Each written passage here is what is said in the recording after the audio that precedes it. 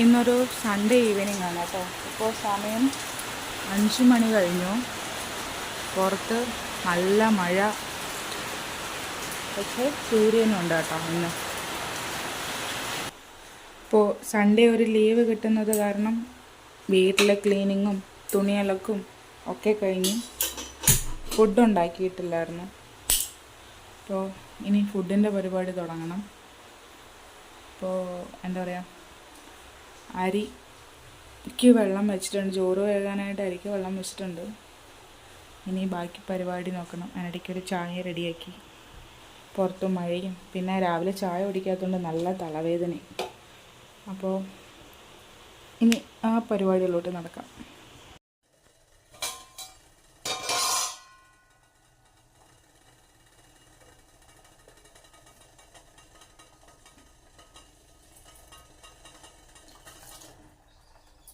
വെള്ളം തിളച്ചിട്ടുണ്ട്.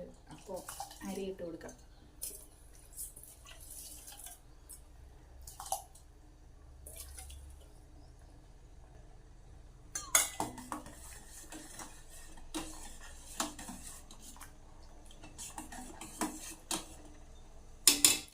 അപ്പോൾ ഇന്ന് പച്ചക്കറിയൊക്കെ തീർന്നിരിക്കുമ്പോൾ ഉള്ള പച്ചക്കറി എല്ലാം കൂടെ ചേർത്ത് നമ്മൾ എന്തെങ്കിലും കറി ഉണ്ടാക്കില്ല.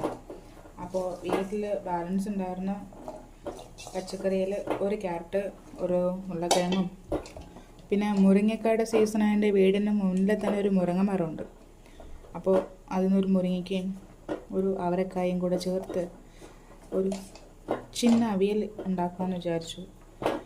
അപ്പോൾ ഇത് വേകാനായിട്ട് കുറച്ച് വെള്ളം ഒഴിക്കാം. പിന്നെ ക്വാണ്ടിറ്റി കുറച്ച് കുറവായതുകൊണ്ട് ഒരു 2 മുട്ടയോടെ ഞാൻ തനിயாக വേകാൻ വെച്ചിട്ടുണ്ട്. അപ്പോൾ ഇത് ആദ്യം ഒന്ന് വേവിച്ചെടുക്കാം. കുറച്ച് വെള്ളം ഒഴിച്ചിട്ടുണ്ട് വേകാനായിട്ട്.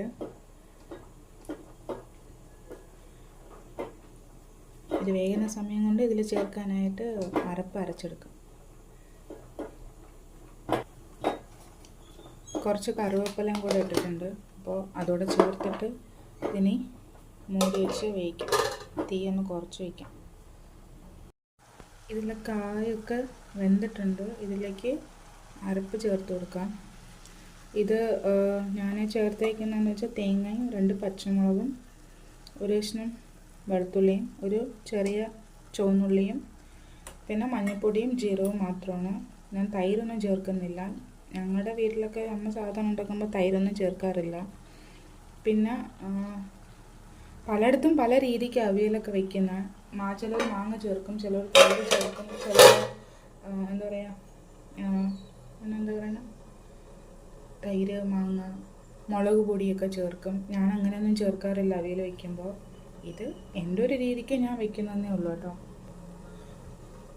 അപ്പോൾ ഇതിരുന്ന് വേഗത്തെ ഇതിൽ കുറച്ച് വെള്ളം കൂടെ ഉണ്ട്, അതുകൊണ്ട് ചേർത്ത് അതൊന്ന് വെന്ത് വരട്ടെ. അരപ്പൊക്കെ ഒന്ന് വേകട്ടെ. ഉപ്പൊന്നും ചേർത്തിട്ടില്ല ഇപ്പോൾ.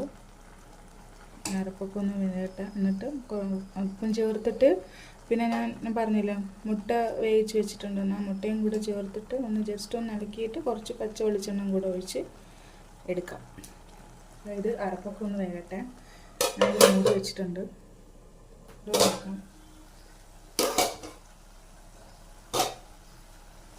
അരപ്പൊക്കെ വെന്തിട്ടുണ്ട്. ഇനി ഇതിൽ ഉപ്പ് ചേർത്ത് കൊടുക്കണം. ഉപ്പ് ഞാൻ ഇട്ടിട്ടുള്ള എൻ്റെ ഉപ്പിലൊക്കെ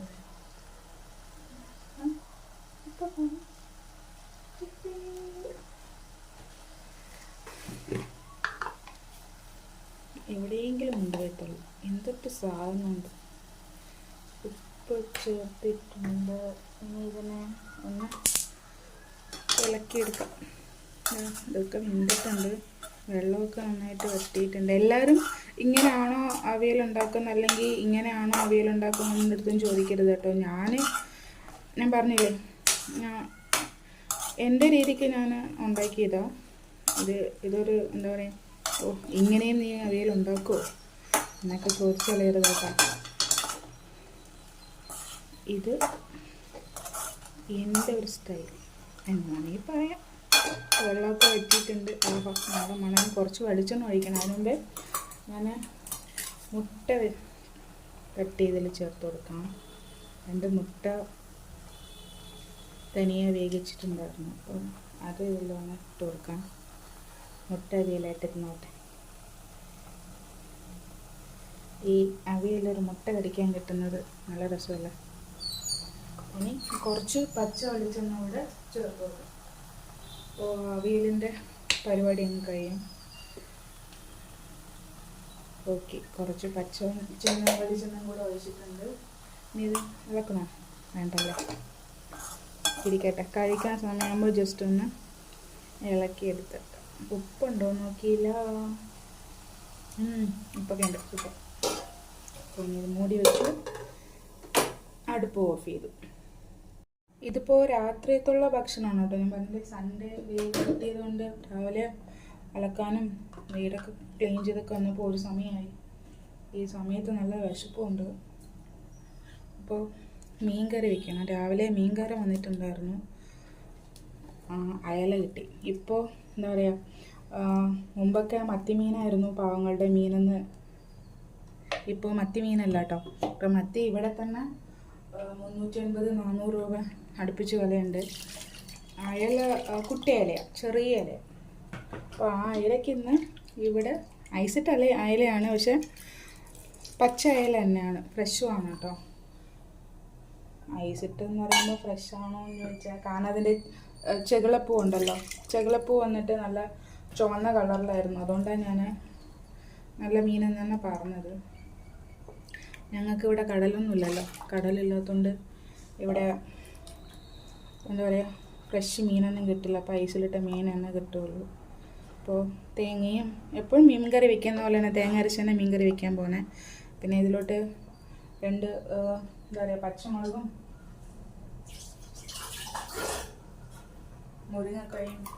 മുരിങ്ങക്ക ഇവിടെ ആവശ്യത്തിനല്ല, അനാവശ്യത്തിനാണ് കേട്ടോ മുരിങ്ങക്ക. ഒരു 2-3 ആഴ്ചയ്ക്ക് മുമ്പ് ഒരു മുരിങ്ങക്ക കടയിൽ 20 രൂപയായിരുന്നു ഒരെണ്ണം. ഇപ്പോൾ ആവശ്യത്തിനല്ല, അനാവശ്യത്തിനാണ് നിങ്ങൾക്ക് ഇവിടെ മുരിങ്ങക്ക ഉള്ളത്. കാരണം ഞാൻ നിൽക്കുന്ന വീടിൻ്റെ മുമ്പിലായിട്ടൊരു മുരിങ്ങ മരമുണ്ട്.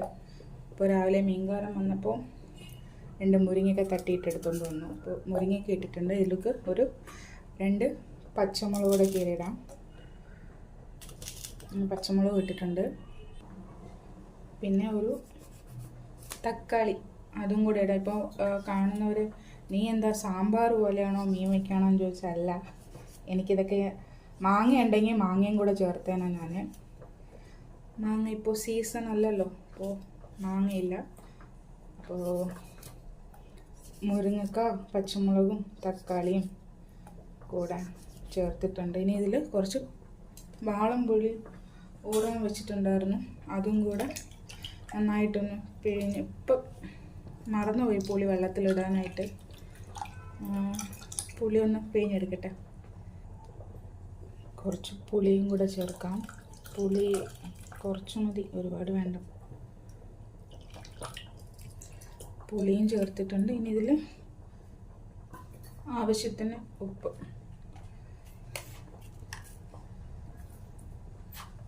കൂടെ ചേർത്ത് ഒന്ന്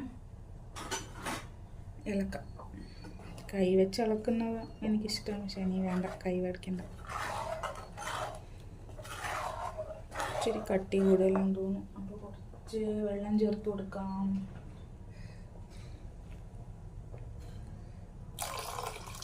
ഓക്കെ,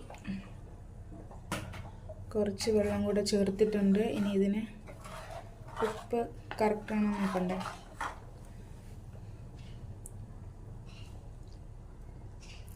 ഓക്കെ, ഉപ്പുണ്ട്. ഇനി ഇത് തിളപ്പിക്കാൻ വയ്ക്കാം. തിളച്ചതിന് ശേഷം ഇതിലോട്ട് മീനിട്ട് കൊടുക്കാം. അടുപ്പ് കത്തി കത്തുന്നത്. ഇതിന് തിളയ്ക്കണം. അയ്യോ, കറിവേപ്പില ചേർക്കാൻ മറന്നുപോയി. എന്തെങ്കിലും എപ്പോഴെങ്കിലും മറക്കും. ഇവിടെ കറിവേപ്പില ആവശ്യത്തിന് അധികം ഉണ്ട് കേട്ടോ. ഞങ്ങളുടെ അവിടെ ഫ്രണ്ടിലൊരു മരമുണ്ട്, പക്ഷെ ഇത് കടയിൽ നിന്ന് മേടിച്ചതാണ്. ഇതിനി മൂടിയിരിക്കട്ടെ. തിളച്ചതിന് ശേഷം മീനിട്ട് കൊടുക്കാം. മീൻ ചട്ടിയിൽ ആവിയൊക്കെ ഒന്ന് തുടങ്ങിയിട്ടുണ്ട്.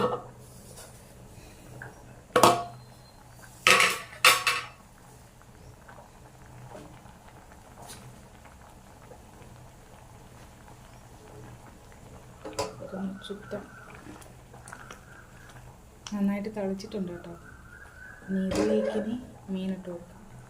ഇതിപ്പോൾ ഒരു മീനിട്ടില്ലെങ്കിലും കുഴപ്പമൊന്നുമില്ല, നമുക്ക് തന്നെ മീനിടണ്ടേ. അപ്പോൾ അയലക്കുട്ടന്മാരെ ഇട്ട് കൊടുക്കാം.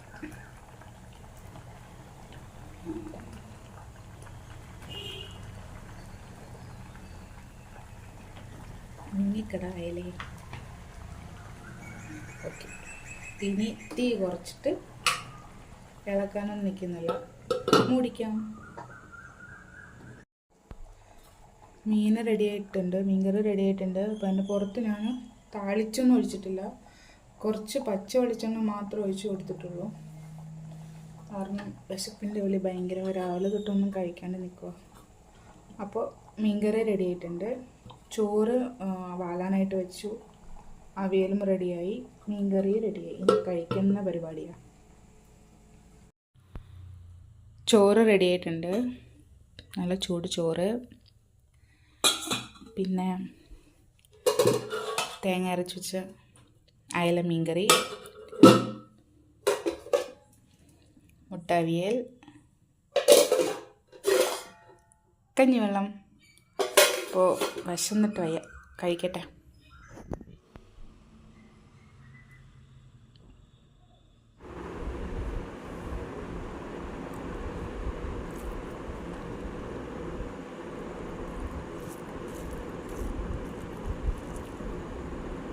നല്ല ചൂട്.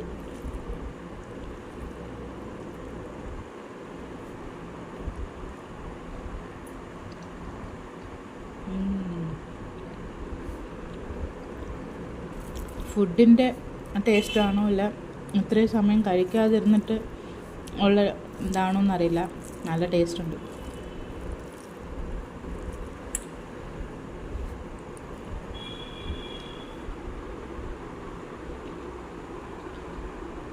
നല്ല ചൂട് വെള്ളവും.